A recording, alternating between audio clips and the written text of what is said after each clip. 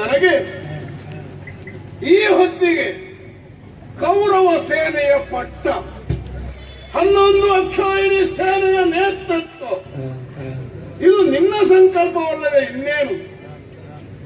ರಾಜ್ಯವೇ ಬೇಡ, ಮದುವೆಯಾಗುವುದಿಲ್ಲ, ಈ ರೀತಿಯಾಗಿ ಭೀಷಣವಾದ ಪ್ರತಿಜ್ಞೆಯನ್ನು ಮಾಡಿದ ಕಾರಣವಲ್ವೇ ನಿನ್ನ ದಯೆಯಿಂದ ನನಗೆ ಭೀಷ್ಮ ಎನ್ನುವ ಹೆಸರು ಬಂದದ್ದು. ಆ ಕೀರ್ತಿಯನ್ನು ಈಗಲೂ ನಿನಗೆ ಅರ್ಪಿಸುವವನು ನಾನು. ಆದರೂ ಮುಖದ 2 ಕಣ್ಣಿನ ಹಾಗೆ 2 ಕಾಳುಗಳ ಹಾಗೆ ಕೌರವರು ಪಾಂಡವರು ಯಾರನ್ನು ಬಿಡುವುದಕ್ಕೂ ಅಲ್ಲ, ಯಾರನ್ನು ಆಧರಿಸುವುದಕ್ಕೂ ಅಲ್ವ ಎನ್ನುವ ಸ್ಥಿತಿಯಾಯಿತು. ಉಗುಳಿದ್ರೆ ಅಮೃತ, ನುಂಗಿದ್ರೆ ಗಂಟಲು ಸುಡುತ್ತದೆ. ಇಂತಹ ಸ್ಥಿತಿ ಭೀಷ್ಮನ ಜೀವನದಲ್ಲಿ ಬಂತಲ್ಲ. ಕಾಡಾಡಿಗಳಾದಂತಹ ಪಾಂಡವರು ಮತ್ತೆ ಹಸ್ತಿನೆಯ ಭಾಗವನ್ನು ಪಡೆಯುವುದಕ್ಕಾಗಿ ನಿನ್ನನ್ನೇ ಕಳುಹಿಸಿದರು ಸಂಧಾನ. ಕೌರವೇಶ್ವರ ಸಂಧಾನ ಮುರಿದು ಈಗ ಯುದ್ಧ ನಿರ್ಣಯವಾಗಿದೆ. ಪಶ್ಚಿಮಾಂಬುದಿಯಲ್ಲಿ ಪೂರ್ವಾಮುಖಕ್ಕೆ ಬಿಡದಿಯನ್ನು ನಿರ್ಮಿಸಿದ್ದಾರೆ ಪಾಂಡವರು. ಬಂದರಲ್ಲ ಕೌರವ ಮಧ್ಯರಾತ್ರಿಯಲ್ಲಿ ಅಜ್ಜಯ್ಯ ಸೇನೆಯ ಅಧ್ಯಕ್ಷತೆ ನೀವು ವಹಿಸಿಕೊಳ್ಳಬೇಕು. ಆಗುವುದಿಲ್ಲ ಎಂದು ಹೇಳುವುದಕ್ಕೆ ಸಾಧ್ಯವೇ? ಅನ್ನ ತಿಂದ ಋಣವಿದೆ. ಅದಕ್ಕಿಂತಲೂ ಹೆಚ್ಚಾಗಿ ನಾನು ಆ ಕಾಲದಿಂದ ಈವರೆಗೆ ನಿರ್ಣಯಿಸಿಕೊಂಡು ಬಂದದ್ದೇನು, ಹಸ್ತಿನೆಯ ಸಿಂಹಾಸನಕ್ಕೆ ಧಕ್ಕೆ ಬರಕೂಡದು. ಯಾವಾತನ ಅಧೀನದಲ್ಲಿ ನಾವಿದ್ದೇವೆ, ಅವನ ದೇಹದ ಒಂದು ಕೂದಲು ಕೊಂಕಬಾರದು. ಈ ನಿರ್ಧಾರದಿಂದ ಭೀಷ್ಮನ ಜೀವನ ಸಾಗುತ್ತಾ ಬಂದಿದೆ. ಆದರೂ ಬಂದದ್ದು ಪಾಂಡವರು. ಕೃಷ್ಣ, ನಿನ್ನ ಸಂಕಲ್ಪವೇ ಇರಬೇಕು. ಪಾಂಡವರನ್ನು ಯುದ್ಧದಲ್ಲಿ ನಾನು ಸೋಲಿಸಬೇಕು ಎನ್ನುವುದಲ್ಲ. ನೀನೊಂದು ಪಕ್ಷದಲ್ಲಿದ್ದುಕೊಂಡು ಪಾಂಡವರಿಂದ ದುಷ್ಟ ಕ್ಷತ್ರಿಯರ ನಾಶ ಮಾಡಿಕೊಡ್ತೀನಿ.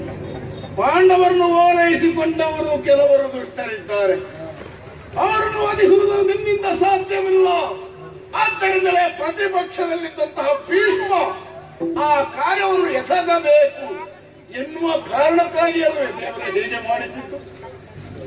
ನಿನ್ನ ಸಂಕಲ್ಪವನ್ನು ನಾನು ಮೀರುವುದಿಲ್ಲ ಎನ್ನುವುದಕ್ಕಾಗಿ ಕೌರವ ನನ್ನನ್ನು ಅಭಿಷಿಕ್ತನನ್ನಾಗಿಸಿದ, ಸೇನೆಗೆ ಕಥಿಸಿದ, ತಂದೆಯನ್ನು ಧ್ಯಾನಿಸಿದ, ಗಂಗಾ ಮಾತೆಯನ್ನು ಪೂಜಿಸಿದೆ, ಹಿರಿಯರನ್ನು ಸ್ಮರಿಸಿದೆ, ಬ್ರಾಹ್ಮಣರಿಗೆ ದಕ್ಷಿಣೆಯನ್ನು ಕೊಟ್ಟಾಗಿದೆ, ನಮ್ಮ ಸೇನೆಗೆ ಧೈರ್ಯವನ್ನು ಕೇಳಿದೆ. ಮಣಿ ರಥ ಸಿದ್ಧವಾಗಿದೆ. ಸಮರಕ್ಕೆ ಬೇಕಾದ ಯುದ್ಧ ಕೈದುಗಳನ್ನು ಸಿದ್ಧಗೊಳಿಸಿದ್ದಾರೆ.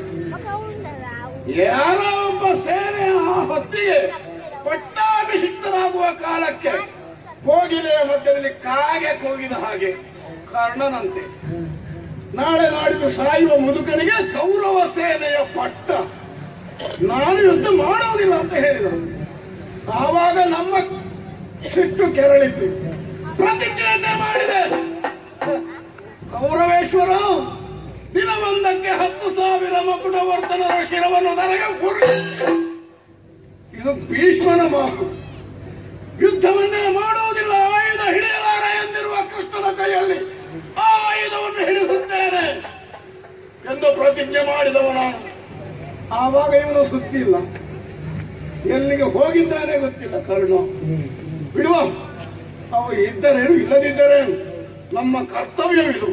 ಏನು ಸಾರಥಿ, ಸಿದ್ಧವಾಗಿ ತರುತ್ತೋ ನೋಡಕ್ಕೆ.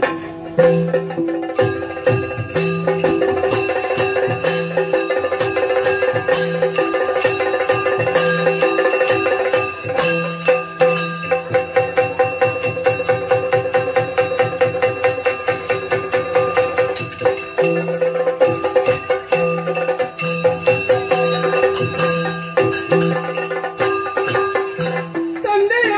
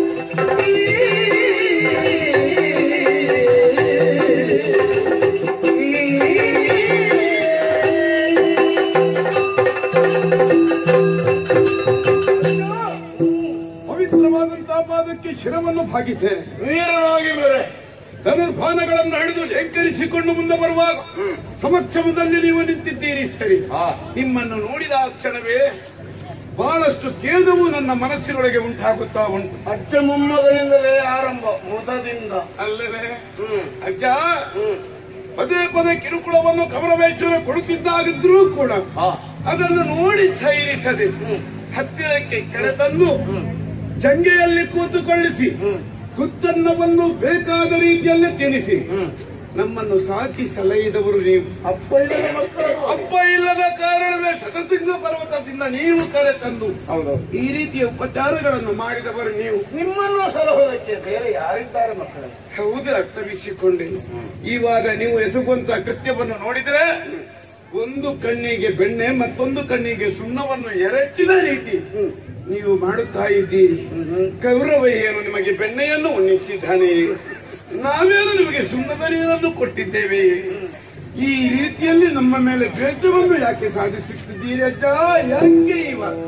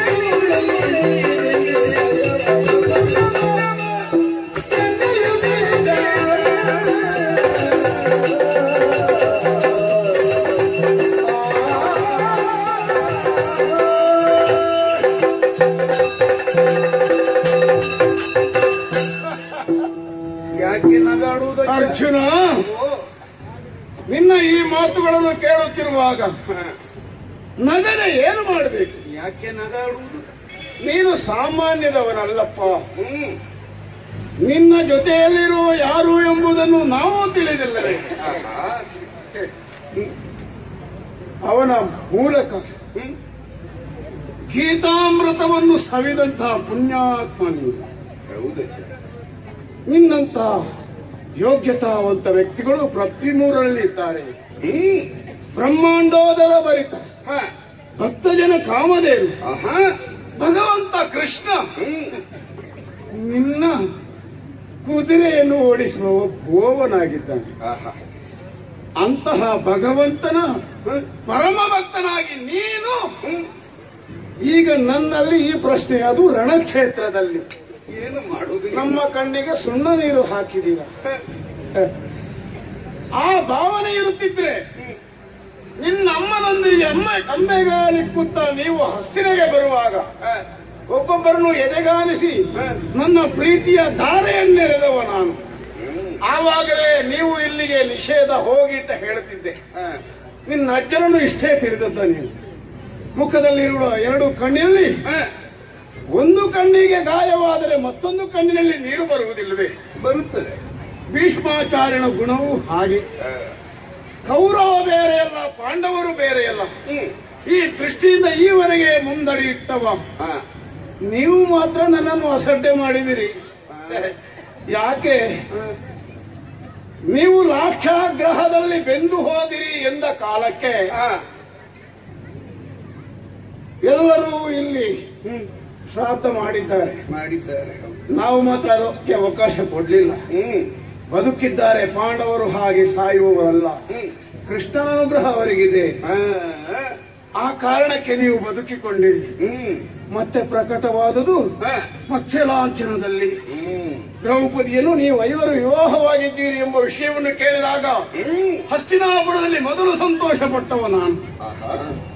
ನಿಮ್ಮನ್ನು ಕರೆಸಿಕೊಂಡದ್ದು ನಾನಲ್ವ ಅಲ್ಲಿಂದ.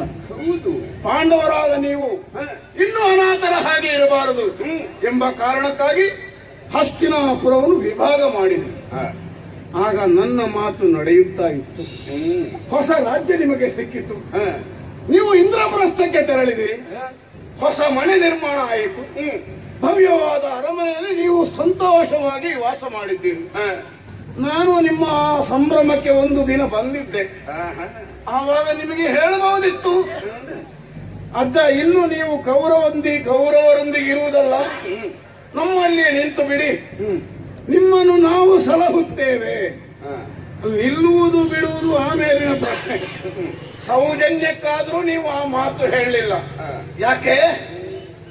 ನಿಮಗೆ ರಾಜ್ಯ ಸಿಕ್ಕಿದೆ, ಅರಮನೆ ಸಿದ್ಧವಾಗಿದೆ. ಇನ್ನು ಹಿಂದಿನ ವಿಷಯ ಯಾಕೆ, ಸಾಕಿ ಸಲಹಿದವರ ವಿಚಾರ ಯಾಕೆ ಎಂಬ ಕಾರಣಕ್ಕೆ ನನ್ನನ್ನು ನಿರ್ಲಕ್ಷ್ಯ ಮಾಡಿದಿರಿ. ಮಕ್ಕಳೇ, ಆಮೇಲೆ ಭೀಷ್ಮ ನಿಮ್ಮನ್ನು ಕ್ರೋಧದಿಂದ ಕಂಡಿದ್ದಾನೆ ಎಂದು ಭಾವಿಸಬೇಡಿ. ಮತ್ತೇನದ್ದೇ ಬಂದಿರಲ್ಲ ಮತ್ತೆ ಹಸ್ತಿನಾಪುರವನ್ನು ಪಡೆಯುವುದಕ್ಕಾಗಿ. ನಿಮ್ಮ ಜೊತೆಯಲ್ಲಿ ಭಗವಂತನಾದ ಶ್ರೀಕೃಷ್ಣ ಇರುವಾಗ ಬೇರೆ ಏನು ಬೇಕು? ನಾಳೆಯೋ ನಾಡಿದ್ದೋ ಬಿದ್ದು ಹೋಗುವ ಮುದಿ ದೇಹವಿದು. ಇದು ಇದ್ದರೇನು ನಿಮ್ಮ ಸಹಾಯಕ್ಕೆ, ಇಲ್ಲದಿದ್ದರೇನು? ಭಗವಂತನ ಕರುಣೆ ಎಲ್ಲಿಯವರೆಗೆ ನಿಮ್ಮಲ್ಲಿ ಉಂಟು ಆ ಕಾಲದವರೆಗೆ ನಿಮ್ಮನ್ನು ಈ ಪೃಥ್ವಿ ಮೂರರಲ್ಲಿ ಯಾರಿಂದಲೂ ಏನು ಮಾಡುವುದಕ್ಕೂ ಸಾಧ್ಯವಿಲ್ಲ. ಆದ್ದರಿಂದ ರಣದಾರುಣಿಗೆ ಗಾಂಡೀವಧರನಾಗಿ ಬಂದಂತ ನೀನು ಕೃಷ್ಣ ಸಾರಥ್ಯದಲ್ಲಿ ಹೋರಾಡಬೇಕು. ಮಕ್ಕಳ ಹಾಗೆ ಅದೇ ನನಗೆ ಹಾಸ್ಯಾಸ್ಪದವಾಗುವುದು. ಒಬ್ಬ ಮಗನ ಅಪ್ಪನಾಗಿ, ಸಂಸಾರಿಯಾಗಿ ನೀನು ಸಣ್ಣ ಮಗುವಿನ ಹಾಗೆ ನನಗೆ ಅದು ಕೊಡ್ಲಿಲ್ಲ ಎಂದು ಮಕ್ಕಳು ಹೇಳುವಂತೆ ಹೇಳುತ್ತಾ ಇದೆಯಲ್ಲ, ಕೂಡದು ನೀನು ಸಮರ್ಥ. ಕಾಲಾಡು. ನಿನ್ನಲ್ಲಿರುವ ಅವಸ್ಥಾವಳಿಗಳನ್ನು ಈ ಭೀಷ್ಮನ ಎದುರಿಗೆ ಕೊಡು.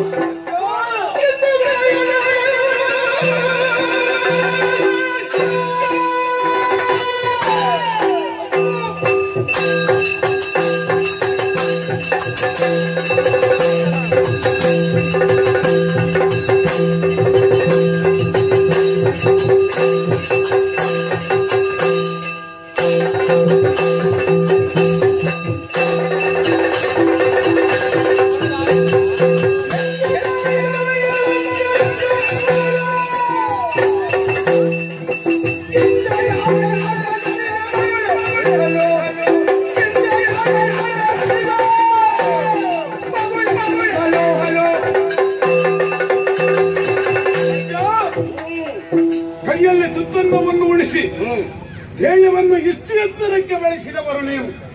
ಈ ಮಮಕಾರದಿಂದ, ಪ್ರೀತಿ ವಾತ್ಸಲ್ಯದಿಂದ ನಿಮ್ಮಲ್ಲಿ ಮಾತಾಡಿದೆ. ನಿಮ್ಮಲ್ಲಿ ಯುದ್ಧವನ್ನು ಮಾಡುವುದಕ್ಕೆ ಕೂಡದೇ ಅಲ್ಲ. ಎಷ್ಟಾದರೂ ನಿಮ್ಮ ಮೊಮ್ಮಗ ನಾನು. ನಿಮ್ಮಲ್ಲಿ ಹೋರಾಡಿದರೆ ಲೋಕಕ್ಕೆ ಪಾಠವಾಗಿತ್ತು. ನಿಮ್ಮ ಶಿಕ್ಷಣದ ಬಳಿಕ ಭಾವನೆಯನ್ನು ಇರಿಸಿಕೊಂಡು ವ್ಯವಹಾರವನ್ನು ಮಾಡುವುದಕ್ಕೆ ಮನ ಮಾಡಿದೆ. ಇದನ್ನು ನೀವು ಲೆಕ್ಕಕ್ಕೆ ತರುವುದಿಲ್ಲ. ಹಾಗಾದ್ರೆ ಹೇಳಿ ಕಾಣ್ಯ ಕೂಡು ಶರವ. ನಿಮ್ಮ ಶಿಷ್ಯನಾದಂತ ಈ ಭಕ್ತ ರಣಕ್ಕೆ ಹೆದರಿ ಹಿಂದರಿಯುತ್ತಾನೆ ಎಂಬ ಭಾವನೆಯೇ